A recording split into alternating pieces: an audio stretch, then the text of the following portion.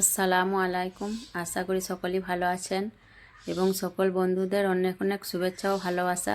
প্রতিদিনের মতো আজকেও আমি চলে এসেছি একটি পাঁচমিশালি সবজি রান্না নিয়ে। খুবই মজাদার সবজি রান্নাটি, একবার খেলে বারবার খেতে ইচ্ছে হয়। আর যে সকল আমার নতুন বন্ধুরা আমার ভিডিওটা দেখছেন তাদের কাছে অনুরোধ রইল আমার চ্যানেলটিকে সাবস্ক্রাইব করে আমার পাশে থাকার জন্য। তো চলুন এখন রান্নাটা দেখে নেওয়া যাক কীভাবে রান্না করব। পাঁচমিশালি সবজি রান্নার জন্য আমি যা যা নিয়েছি: আলু নিয়েছি একটা, কাঁচা লঙ্কা চেরা একটা, উচ্ছে, কাঁঠালের বীজ 5-6টা মতো, একটা পটল, দুটো ঢেঁড়স, হুপো এক টুকরো গাজর কুচি, একটা টমেটো কুচি। আর সবজিগুলো আমি খুব ভালোভাবে কেটে ধুয়ে পরিষ্কার করে নিয়েছি। এখানে আমি মশলা বানানোর জন্য নিয়েছি 1 চামচ পাঁচফোড়ন, হাফ চামচ মৌরি, একটা দারচিনির টুকরো, একটি তেজপাতা, 2টি এলাচ আর একটি শুকনো লঙ্কা নিয়েছি। এগুলো আমি শুকনো খোলায় আগে ভেজে নেব মশলার জন্য, আর এগুলো দিয়ে আমি সবজি রান্না করব। কড়াইটা চাপিয়ে দিয়েছি, গ্যাসটা জ্বালিয়ে। এখন লঙ্কাটা দিয়ে দিচ্ছি প্রথমে, আর পাঁচফোড়ন, এগুলো সবই একসঙ্গে দিয়ে দিচ্ছি, দিয়ে ভেজে নেব।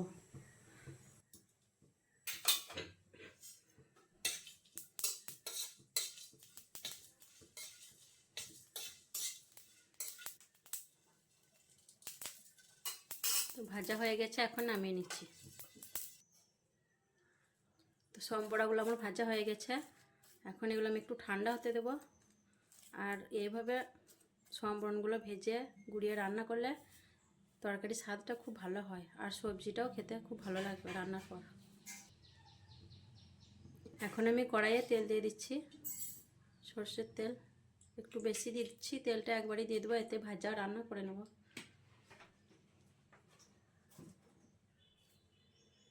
তেলটা একটু ছড়িয়ে দিচ্ছি। তেলটা খুব ভালোভাবে গরম হয়ে গেছে, প্রথমে আমি আলুটা ভেজে নেব।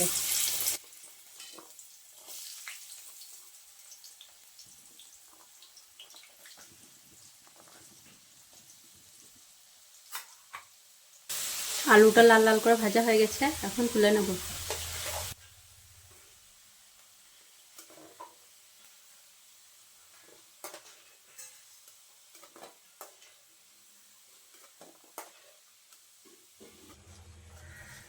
এরপর উচ্ছেটা ভেজে নেব।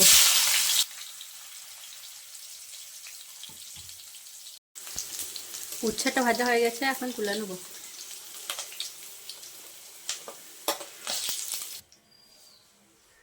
এরপর পটলটা দিয়ে দিচ্ছি। পটলটাও ভাজা হয়ে গেছে, এখন তুলে নেব।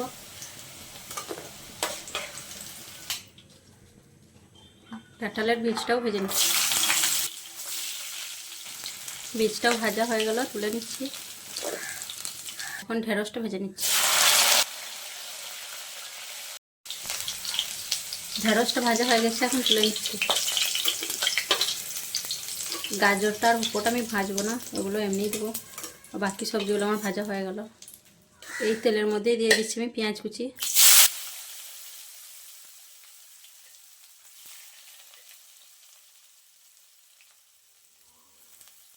পেঁয়াজটা একটু লাল লাল করে ভেজে নেব। 1 চামচ মতো নুন দিয়ে দিচ্ছি, যেহেতু আমি সবজি ভাজার সময় নুন দিইনি। সবজিটা ভাজার সময় নুন দিলে সবজিটা গলে যায়।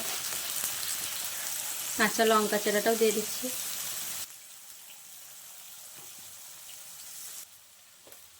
এখন দিয়ে দিচ্ছি 1 চামচ হলুদ গুঁড়ো, 1 চামচ লঙ্কা গুঁড়ো। একটু পানি দিয়ে ভালোভাবে কষিয়ে নেব মশলাটা।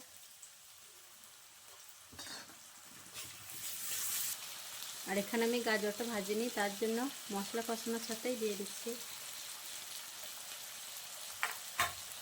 আর হুপোটাও দিয়ে দিলাম, ভালোভাবে কষিয়ে নেব। গাজরটা আর হুপোটা ভালোভাবে মশলার সঙ্গে কষিয়ে নেওয়ার পর এখন আমি ভেজে রাখা সবজিগুলো দিয়ে দেবো।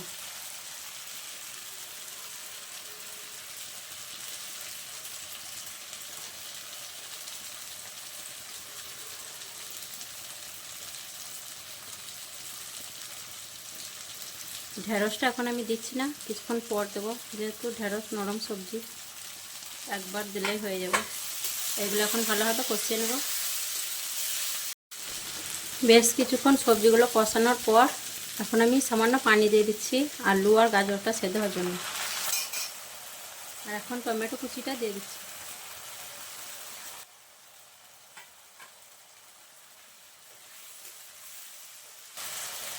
এখন আমি এটা আঁচটা কমিয়ে রেখে ঢাকা দিয়ে রেখে দেবো সবজিগুলো সেদ্ধ হওয়ার জন্য।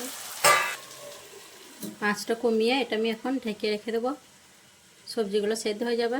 আর ততক্ষণ আমি মশলাটা গুঁড়ো করে নেব। 2-3 মিনিট পর আমি ঢাকনাটা খুলে দেখে নিচ্ছি।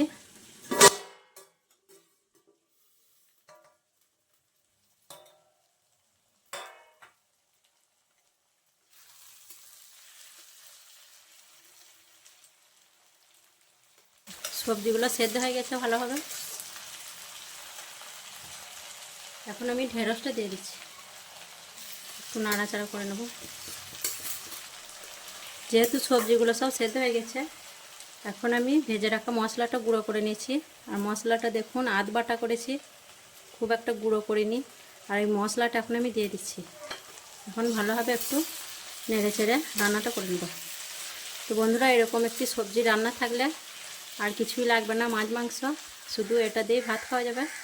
আর গরম ভাতের সঙ্গে সবজিটা গরম গরম খেতে খুবই ভালো লাগে।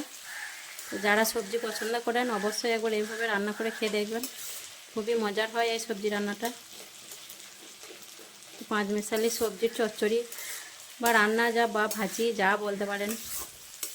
আর আমার ভিডিওগুলো যদি ভালো লাগে অবশ্যই লাইক কমেন্ট করবেন, আর আমার চ্যানেলটা সাবস্ক্রাইব করে আমার পাশে থাকবেন।